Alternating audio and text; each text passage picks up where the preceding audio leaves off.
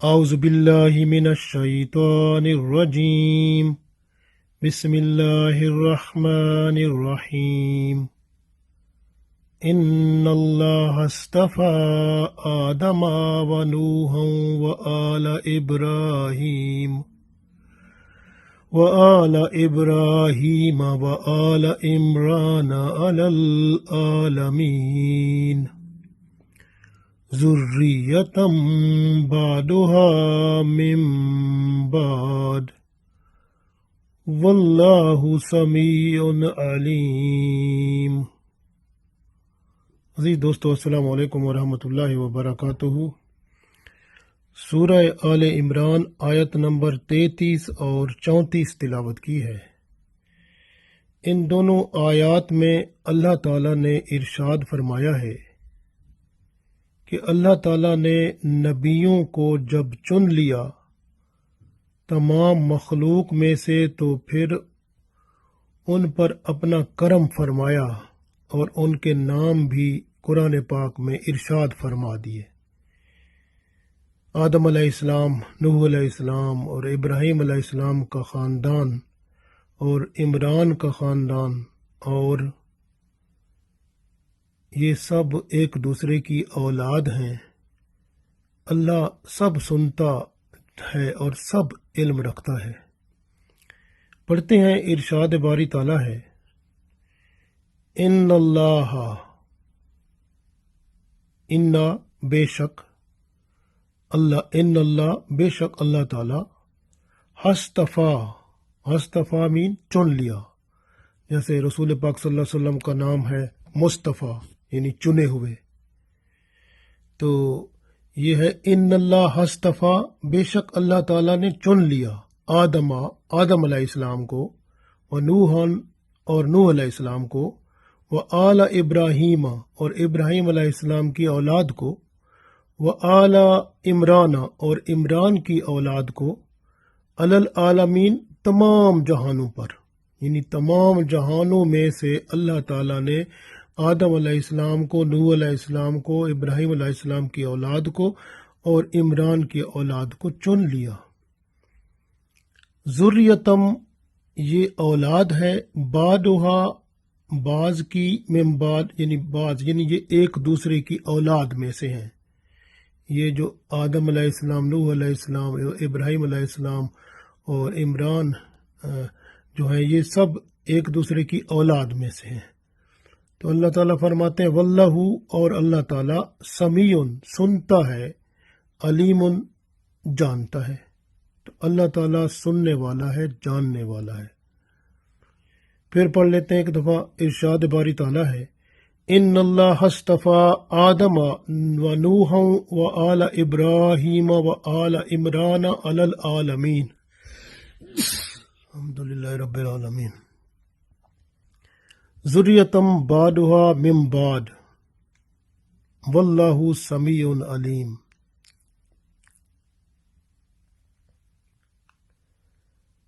اللہ تعالیٰ نے آدم علیہ السلام، نوح علیہ السلام اور ابراہیم علیہ السلام کی اولاد کو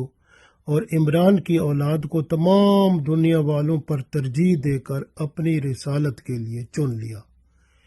جو ایک دوسرے کی اولاد تھے، اور اللہ سننے والا، جاننے والا ہے۔ آپ دیکھیں کہ سب سے پہلے اللہ تعالیٰ نے آدم علیہ السلام کو ارشاد فرمایا اس میں کہ اللہ تعالیٰ نے سب سے پہلے آدم علیہ السلام کو چنا، کیونکہ آدم علیہ السلام کو بنانا ہی اللہ تعالیٰ کا یہ خاص کرم اور فضل ہے کہ اللہ تعالیٰ نے آدم علیہ السلام کو خود بنایا، اس میں خود اپنی روح پھونکی، پھر ان پر کرم فرمایا کہ فرشتوں کو سجدہ کرایا، وہ مسجود ملائکہ بنے۔ آدم علیہ السلام سے پہلے تمام فرشتے سب مخلوق میں افضل تھے، لیکن جب انہوں نے آدم علیہ السلام کو سجدہ کر لیا تو پھر آدم علیہ السلام کی فضیلت فرشتوں سے بڑھ گئی۔ پھر اللہ تعالیٰ نے آدم علیہ السلام کو نام بھی سکھا دیے مختلف چیزوں کے، تو پھر فرشتوں کے علم سے بھی اللہ تعالیٰ نے آدم علیہ السلام کا علم بڑھا دیا۔ گویا اللہ تعالیٰ نے انسان کو فرشتوں پر بھی عظمت دی ہے، اور علم سے بھی اور فضیلت سے بھی۔ تو اس طرح سے پھر اللہ تعالیٰ نے خلیفہ بنایا آدم علیہ السلام کو جب زمین میں بھیجا، لیکن اس سے پہلے دیکھیں جنت میں بھی بھیجا گیا۔ پھر زمین پر آئے تو اللہ تعالیٰ نے توبہ بھی ان کی قبول فرمائی، پھر ان کو اپنا نبی بھی بنایا اور ان کو انسانیت کا باپ بھی بنایا۔ تو یہ اللہ تعالیٰ نے بہت عظمت عطا فرمائی آدم علیہ السلام کو، اور اسی طرح پھر آدم علیہ السلام کی اولاد سے اللہ تعالیٰ نے شیس علیہ السلام، ان کی اولاد سے پھر نوح علیہ السلام۔ اب نوح علیہ السلام جو ہیں وہ نوح ان کا اصل نام تو نہیں ہے نا، نوح تو کہتے ہیں نوحہ یعنی رونے والا، تو یہ نوح علیہ السلام زیادہ روتے تھے تو ان کا نام نوح بن گیا۔ اصل میں تو ان کا نام شکور، عبد الشکور جیسے کہتے ہیں وہ تھا۔ تو یہ نوح علیہ السلام جو ہیں، یہ نوح ان کا نام رونے کی وجہ سے نوح کہا جاتا ہے۔ تو ان کو اللہ تعالیٰ نے تقریباً 1000 سال عمر عطا فرمائی، 9500 سال انہوں نے تبلیغ کی، لیکن کوئی 70-80 کے قریب لوگ ایمان لے آئے اتنے عرصے میں۔ تو اکثر رویا کرتے تھے۔ اللہ تعالیٰ نے نوح علیہ السلام کو جب دیکھا کہ دنیا میں بت پرستی پھیل رہی ہے، تو اللہ تعالیٰ نے نوح علیہ السلام کو پیغمبر بنا کر بھیجا، اور ان کو اللہ تعالیٰ نے رسالت عطا فرمائی، یہ رسول ہیں، اور ان کو شریعت بھی عطا فرمائی۔ یہ پہلے وہ رسول ہیں جن کو شریعت عطا فرمائی، یہ با شرع یعنی کہ رسول ہیں۔ تو یہ نوح علیہ السلام جو ہیں جو شریعت زمین پر پہلے لے کر آئے، اور انہوں نے ہی بہن، بیٹی، پھوپھی، خالہ اور اس طرح کے رشتے جو محرم رشتے ہوتے ہیں جن سے شادی نہیں ہو سکتی، نکاح نہیں ہو سکتا، تو انہوں نے سب سے پہلے یہ قانون بنایا کہ بہن سے شادی نہیں ہو سکتی، بیٹی سے نہیں ہو سکتی، پھوپھی سے نہیں ہو سکتی، خالہ سے نہیں ہو سکتی، جو محرم رشتے ہیں ان سے شادی نکاح نہیں ہو سکتا۔ یہ حضرت نوح علیہ السلام کی شریعت میں قانون تھا۔ اسی طرح سے قانون شریعت اور بھی تھے جو کہ نوح علیہ السلام نے لوگوں کو بتائے، اور اسی طرح آدم علیہ السلام کے بعد جب لوگ 9500 سال تبلیغ کرنے پر بھی حضرت نوح علیہ السلام کی تبلیغ کرنے پر ایمان نہ لائے، صرف 70-80 بندے ایمان لائے، تو پھر اللہ تعالیٰ نے نوح علیہ السلام کی دعا سے وہ سب کو ہلاک کر دیا، اور پانی کا عذاب آیا، جو سیلاب آیا تو وہ سب کو بہا کر لے گیا، اور 6 مہینے تک زمین پر پانی ٹھہرا رہا، اور سب کچھ جو ہے وہ تباہ ہو گیا، ختم ہو گیا۔ صرف کشتی میں جو نوح علیہ السلام کے ساتھ تھے وہی بچے، پھر انہی سے انسان کی اولاد چلی۔ گویا نوح علیہ السلام کے بچوں سے ہی اولاد چلی، اس لیے نوح علیہ السلام کو آدم ثانی بھی کہا جاتا ہے۔ اور نوح علیہ السلام حضرت آدم علیہ السلام کی 10ویں پشت سے ہیں، اور یہ عراق میں رہتے تھے۔ تو اس طرح سے یعنی آپ دیکھیں کہ نوح علیہ السلام کے بعد یہ سلسلہ پھر نبوت کا آگے چلتا رہا، پھر حضرت ابراہیم علیہ السلام تک پہنچا۔ پھر حضرت ابراہیم علیہ السلام کی 2 اولادیں تھیں، جیسے اللہ نے فرمایا نا کہ ان اللہ اصطفیٰ آدم و نوح و آل ابراہیم، و آل ابراہیم میں یعنی ابراہیم علیہ السلام کی اولاد میں ایک اسحاق علیہ السلام اور ایک اسماعیل علیہ السلام۔ اب اسحاق علیہ السلام کے بیٹے تھے یعقوب علیہ السلام۔ اب یعقوب علیہ السلام کو اسرائیل بھی کہتے ہیں، تو اس لیے ان کو پھر ان کی جو اولاد یعقوب علیہ السلام کی ہوتی ہے اس کو بنی اسرائیل بھی کہتے ہیں۔ تو اس لیے بنی اسرائیل کے یہ پیغمبر ہیں، آپ دیکھیں جتنے بھی پیغمبر آئے، یعنی داؤد علیہ السلام دیکھ لیں، سلیمان علیہ السلام دیکھ لیں، موسیٰ علیہ السلام، عیسیٰ علیہ السلام تک، یہ سارے پیغمبر جتنے بھی آئے ہیں نا، یہ سارے بنی اسرائیل کے پیغمبر جو ہیں یہ سارے کے سارے ابراہیم علیہ السلام کی اولاد یعنی کہ اسحاق علیہ السلام سے تھے۔ اسحاق علیہ السلام کے بیٹے یعقوب علیہ السلام جن کو اسرائیل کہتے ہیں اور ان کی اولاد بنی اسرائیل میں سے تھے یہ سارے پیغمبر عیسیٰ علیہ السلام تک۔ تو یہ اللہ تعالیٰ نے کتنا کرم کیا ابراہیم علیہ السلام پر۔ پھر دیکھیں اسماعیل علیہ السلام جو ہیں، اب اسماعیل علیہ السلام جو ہیں وہ بھی حضرت ابراہیم علیہ السلام کی اولاد ہیں۔ پھر انہی کی اولاد میں سے رسول اللہ صلی اللہ علیہ وآلہ وسلم آئے۔ تو گویا ابراہیم علیہ السلام کے بعد آپ غور کریں تو آپ کو معلوم ہوگا کہ کوئی اور خاندان سے نبی نہیں آیا، پھر ابراہیم علیہ السلام کی اولاد سے ہی نبی آتے رہے، حتیٰ کہ رسول اللہ صلی اللہ علیہ وسلم بھی ابراہیم علیہ السلام کی اولاد میں سے ہیں، یعنی اسماعیل علیہ السلام جو ابراہیم علیہ السلام کے بیٹے تھے تو ان میں سے ہیں۔ تو اس طرح سے آپ غور کریں تو آپ کو معلوم ہوگا کہ اسی طرح عمران جو آگے فرمایا وآل عمران، اب عمران کی اولاد، عمران کون تھے؟ عمران بیت المقدس کے امام تھے۔ تو وہ بڑے امام جیسے ہوتے ہیں نا، چیف امام جیسے بڑا امام، تو بیت المقدس کے بڑے امام ان کا نام عمران تھا۔ تو پھر انہوں نے جب شادی کی تو ان کی شادی ہوئی تھی، ان کی بیوی کا نام حنا تھا۔ تو وہ حنا جو تھیں انہوں نے پھر منت مانی تھی کہ اللہ تعالیٰ سے کہ اگر میرا بیٹا یا جو بھی مجھ سے ہوگا تو میں اس کو تیری راہ میں آزاد کر دوں گی۔ یعنی اب اس زمانے میں یہ ہوتا تھا جس کو آزاد کیا جاتا تھا اس کو مسجد میں چھوڑ دیتے تھے، یعنی بیت المقدس میں، پھر وہ جو ہے صرف عبادت ہی کرتا تھا اور اس سے یعنی کوئی اور کام وہ نہیں لیتا تھا، نہ وہ شادی کرتے تھے نہ کچھ، اور صرف وہ جو ہے اس کا کام صرف اللہ کے ساتھ ہوتا تھا کہ اللہ کی عبادت میں مصروف ہونا۔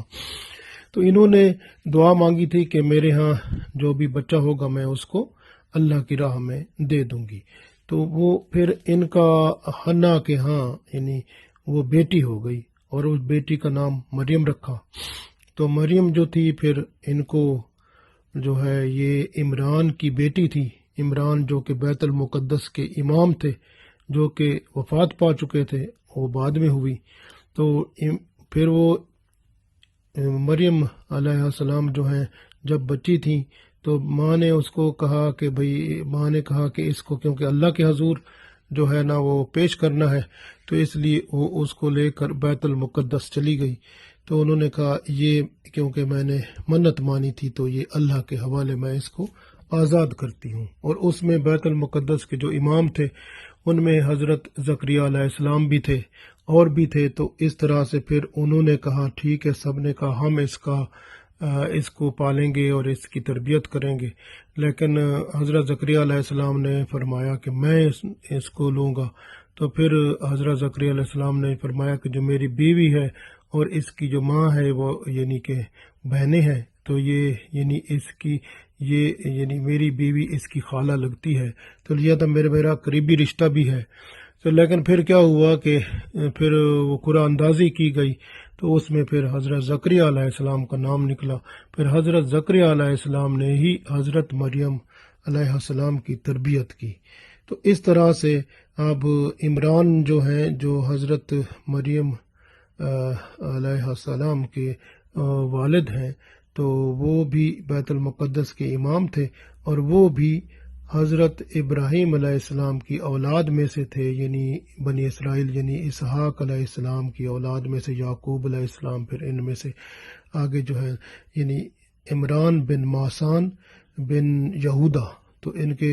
یہودا جو کہ یعقوب علیہ السلام کے بیٹے تھے، پھر یعقوب علیہ السلام، پھر اسحاق علیہ السلام، پھر ابراہیم علیہ السلام۔ تو اس طرح ان کا جو ہے وہ شجرہ ملتا ہے کہ عمران بن ماسان بن یہودا بن یعقوب بن اسحاق بن ابراہیم۔ تو اس طرح سے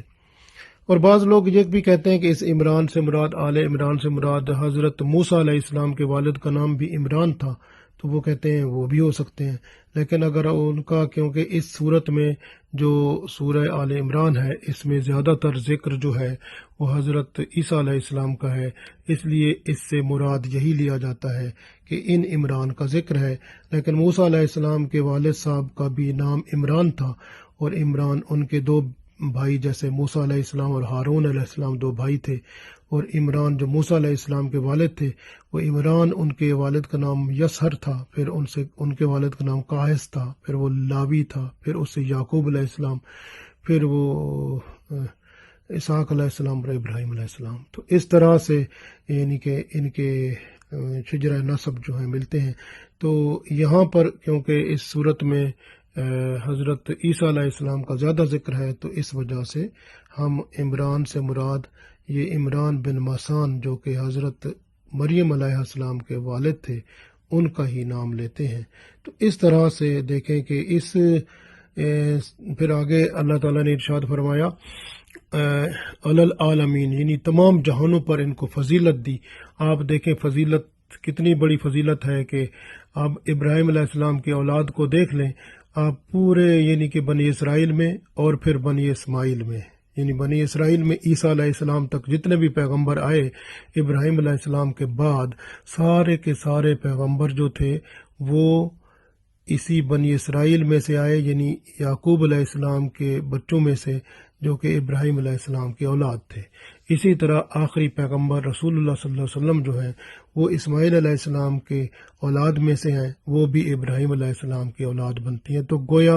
ابراہیم علیہ السلام کی اولاد پر ہی یہ پیغمبروں کا خاتمہ ہوا، یعنی خاتم النبیین رسول اللہ صلی اللہ علیہ وسلم بھی ابراہیم علیہ السلام کی اولاد سے ہیں۔ تو گویا ابراہیم علیہ السلام کو اللہ تعالیٰ نے اتنی زیادہ جو ہے فضیلت بخشی۔ تو یہ دیکھیں نا کتنا بڑی شان ہے اللہ تعالیٰ نے ابراہیم علیہ السلام کو عطا فرمائی۔ تو اس طرح سے یہ رسول اللہ صلی اللہ علیہ وسلم کے پاس جو نجران کے جو وفد آیا تھا، کیونکہ جب مسلمانوں نے مکہ فتح کر لیا تو پھر جو ساتھ آس پاس جو بھی قومیں بستی تھیں، جو بھی لوگ رہتے تھے یا ملک تھے، ان کو خیال ہوا کہ مسلمانوں کی طاقت بڑھ رہی ہے، اس لیے وہ وفد کی شکل میں رسول اللہ صلی اللہ علیہ وسلم کے پاس آنا شروع ہو گئے تھے۔ تو اس میں نجران سے بھی 60 عیسائیوں کا وفد آیا تھا جو رسول پاک صلی اللہ علیہ وسلم کے پاس۔ تو پھر انہوں نے بھی جب رسول پاک صلی اللہ علیہ وسلم سے ملے تو ان کے جو امیر تھے اس کا نام عاقب تھا، وہ بھی کہتا تھا کہ ہم نے اسلام تو قبول کرنے کا ہمارا دل کرتا ہے، یعنی ہم نے سب کچھ دیکھ لیا ہے، رسول پاک صلی اللہ علیہ وآلہ وسلم سچے نبی ہیں، اور اسلام جو ہے وہی دین ہے جس کی ہماری کتابوں میں بتایا جا رہا تھا، اور رسول پاک صلی اللہ علیہ وسلم کے بارے میں جو نشانیاں بتائی تھیں وہ سب وہی ہیں۔ تو وہ قبول کر چکے تھے، لیکن وہ ظاہری طور پر اس کو قبول اس لیے نہیں کیا انہوں نے، کیونکہ اگر قبول کر لیتے تو پھر وہ روم سے جو ان کو مالی امداد ملتی تھی اور ان کو جو وظائف اور تحائف ملتے تھے، اور وہ جو ہے وہ بند ہو جائیں گے۔ تو اس لیے انہوں نے کہا ہم وہ جو ہے نا، اس لیے اسلام قبول نہ کیا انہوں نے، ورنہ وہ بھی قائل ہو گئے تھے۔ تو اس وجہ سے یہ دنیا کا لالچ جو ہے یہ سب سے بڑی خطرناک چیز ہے جو ایمان کو اندر نہیں آنے دیتا۔ تو اس وجہ سے ہمیں بھی یہ خیال کرنا چاہیے کہ ایمان جو ہے وہ اس کو پہلی اولیت، یعنی کہ اولیت ایمان کو دیں، اور دنیا جو ہے اگر چلی جاتی ہے تو ٹھوکر مار دیں، کیونکہ قیامت کے دن اللہ تعالیٰ کے ہاں ہمیشہ کی زندگی ملنی ہے، پھر ہمیشہ کے لیے آرام و آسائش کے لیے جنت ملنی ہے۔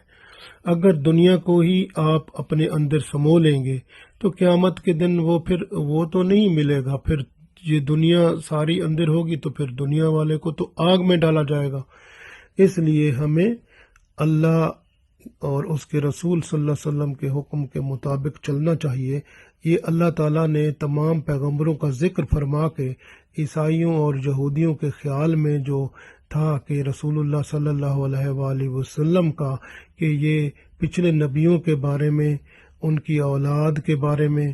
اور اس طرح شکوک و شبہات جو ان کے ذہنوں میں پڑے ہوئے تھے یہودیوں اور عیسائیوں کے، اللہ کے رسول صلی اللہ علیہ وسلم کے ذریعے یہ آیت اللہ نے نازل فرما کر ان کے شکوک و شبہات ختم کر دیے۔ تو یہ اللہ تعالیٰ کا کرم ہوا، اور سب سے بڑی بات یہ ہے کہ اللہ تعالیٰ نے ان چنے ہوئے نبیوں میں سے سب سے آخر میں رسول اللہ صلی اللہ علیہ وآلہ وسلم کو بھیجا، اور وہ ہمارے لیے باعث رحمت ہیں، رحمت للعالمین ہیں، اور اللہ تعالیٰ کا خاص کرم ہے۔ اور اللہ تعالیٰ نے رسول پاک صلی اللہ علیہ وآلہ وسلم کو بھیجا تو آپ صلی اللہ علیہ وآلہ وسلم نے ہمیں دین سکھایا، اور اللہ نے یہ بتایا کہ انہی کے نقش قدم پر چل کر ہمیں اس دنیا میں اور آخرت میں کامیابی اور کامرانی مل سکتی ہے۔ اللہ تعالیٰ سے دعا ہے کہ اللہ ہمیں انہی کے نقش قدم پر چلا کے اس دنیا میں اور آخرت میں کامیاب و کامران فرمائے، آمین۔